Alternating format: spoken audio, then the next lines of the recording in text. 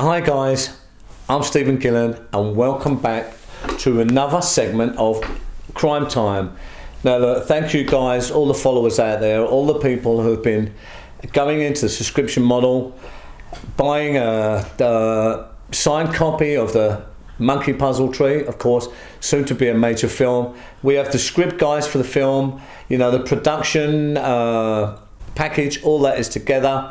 You know, we're really moving forward. You know, there's also, you know, there's been a lot of pre-production done in the last months, even through COVID, especially in LA, with some wonderful names attaching to the script and all that. All the team have worked really, really hard, and thanks, you know, to all of them. I really have to say this is going to be a wonderful movie, you know, with a wonderful human story that is really going to be amazing.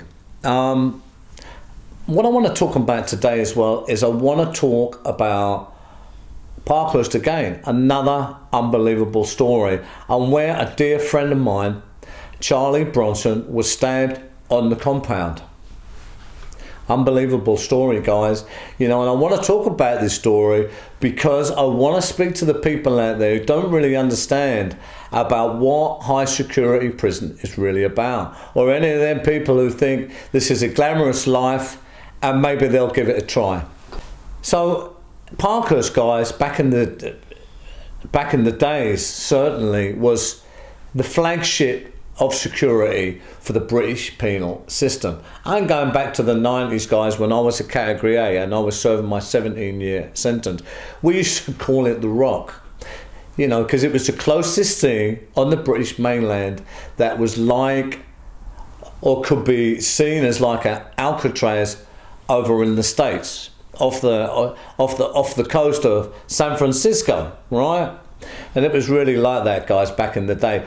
What people wouldn't understand about that, because it really held all of the iconic and notorious prisoners and criminals of the day, was that for us it was a very select place where a lot of, certainly the chaps, and certainly a lot of people or criminal figures who we had known from the street and over the years was actually in there. You could cook your own food and different stuff in there, and it was generally an okay place to be if you was one of the good guys.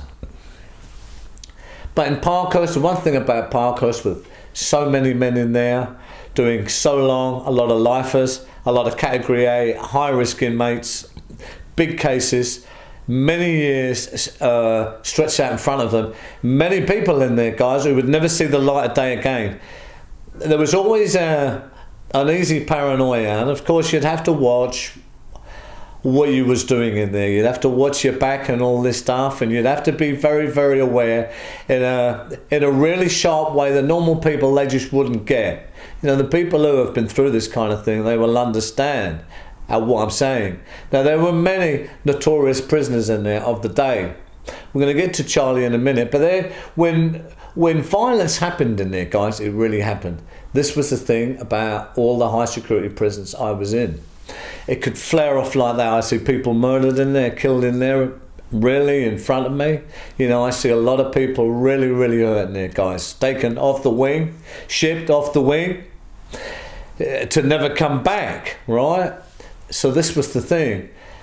So there was one, you know, I remember one stabbing in there of a guy called Tokyo Joe. Now we called him Tokyo Joe because he was someone from abroad who'd come over here, guys, and he'd let a gun off in Tokyo Joe's club in the West End back in the day. You know, so he'd let a gun off and all this stuff, and, you know, he tried to take hostages. So he was in there for that. He was doing a long sentence, I think 12 years or something like that. But I see him get stabbed one day. I see him get stabbed, and they chased him and they stabbed him, you know, and he was screaming, and he tried to get under the pool table to hide, but they still got him, and he was stabbed multiple times.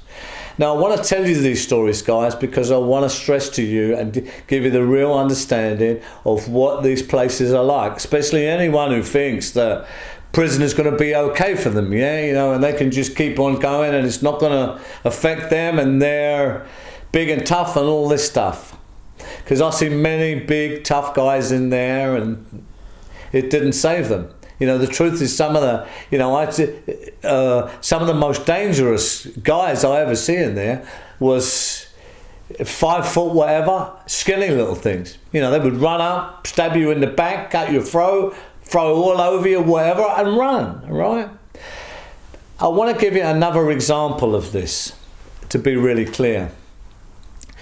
In Parkhurst, they had the compound in there. You know, Parkhurst was in kind of blocks, very, very secure. It was escape-proof then. So, you know, they would take us down into the compound, and the idea was they would leave us in the compound. You know, they had some allotments on there. There was the tennis courts over the side there. You had the football pitch where we used to go out there, you know, we'd have knives down our sock and stuff like that. Tempers would be flaring in these football matches in Parkhurst. They was notorious. You know, you had showers and all that stuff there. But when you was in the compound, guys, you was pretty much locked, left. You know, there was the towers and all that there, and that was it. You was left in all intents and purposes to get on with it. Charlie Bronson, you know, some of you may know, you know, he's still seen as Britain's most dangerous prisoner. I had a wonderful experience with Charlie in many, many ways. You know, he was always good to me, and he was a stand-up guy, and soon he's coming home, you know, they really left him in there, and they've treated him like a dog. I don't know of any prisoner who's been treated this way. He shouldn't have come home. He's doing a lot of wonderful things for the community. Back then, I'm going back then, guys, this was just before he was going to be let out on his first sentence. He was in Parkhurst. Now, because everyone knew him in Parkhurst and he'd done very well in Parkhurst and he was coming to the end of that sentence, he said to the governor, he said, "I've loved it here in Parkhurst," he said. "I'm going home soon, Governor." He said, "I want to do something for the prison and for the inmates. I want to build a fish pond out there in the compound. Will you let me do it?" Strangely enough, guys, the governor said yeah. So he gave Charlie a pickaxe, a shovel, and said, "On you go, Charlie. You go out there, you do a fish pond for Parkhurst, and Charlie Bronson's going to do it, and we'll be happy that you do it for us, and we'll leave it there." Out goes Charlie, digging away, pickaxe and all that. Now, Charlie is, you know, he's notoriously strong. You know, he's in the Guinness World Book of Records for doing press-ups with people on his back. In them days, he was in his prime, guys. He really was. He was a mountain of a man, unbelievably strong. So he's digging, he's doing all this stuff, he's pickaxing, he's making the pond out there. Now, on that day, a lot of people, you know, he'd done the pond in the middle of where the kind of a grass pit was, you know, near the football field. So there was people walking round and round him, you know, around the compound, having their exercise, guys. Now, there was a few friends of mine there as well, very, very, very, very close to me, and they was taking laps around the compound while Charlie was digging. So Charlie had shouted out something to one of my friends there, Desi Cunningham. You know, he's dead now, bless him, Desi. He was a wonderful guy. He really was. Unbelievably respected, strong guy who is not sadly with us anymore. So Charlie shouted out to Desi, but Desi, he didn't hear him. So, you know, he took a couple of laps, Desi, with some other friends of mine who was with him there as well. And Charlie's shouting, "Desi, Desi, Desi." Desi doesn't hear him. So after a few laps, Charlie takes it really wrong. He thinks, "Are they blanking me? Is Desi blanking me?" And this is how it started, guys. Desi wasn't. He just didn't hear him. So Charlie started.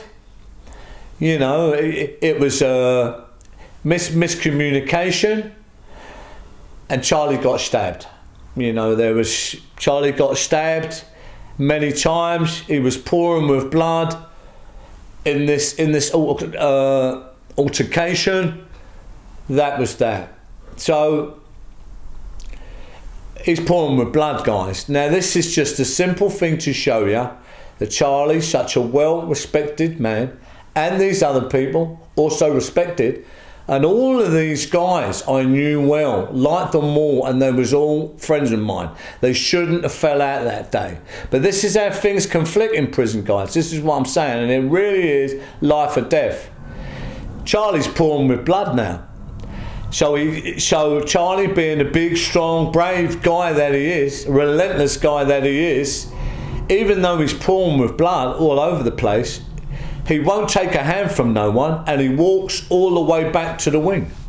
He sits on the bed with another friend of mine, and they say, Charlie, you're pouring with blood, we'll have to sort you out. Charlie just kind of grunted, yeah. Now, so they patched him up, and he tended to his wounds in the cell, this guy, a friend of mine. Now, look, I talked to Charlie about this after, in depth. And he said to me, Steve, what happened. But they didn't have to try and kill me and stab me. Charlie was going home. Now, I had to agree with Charlie. Of course they didn't. But on the other hand, I'm just telling you guys, for those who don't understand, this is what high security prison is all about. And this is the kind of life you will have to live if you go into them places. Doesn't matter how strong you are. Doesn't matter how big you think you are, or how violent you even think you are. I've seen the most violent, the strongest, I've seen them all fall the same way. Really. This is the environment. So anyway, this was the day that Charlie Bronson got stabbed in Parkhurst. Charlie, of course, has gone on and got stronger and stronger and stronger since that. But that just goes to show you, for someone who was so strong, who was so respected, who was and still is, seen as Britain's most dangerous prisoner. And it's very, very unique in that sense. He's changed now, guys, and he's older and he should be released, as I'm saying. And we're really hoping he's going to be very soon. But this is just another example to show you of what can happen. And this is another Parkhurst story. This was the day that Charlie Bronson got stabbed. Anyway, I hope you liked that story. I'll see you soon.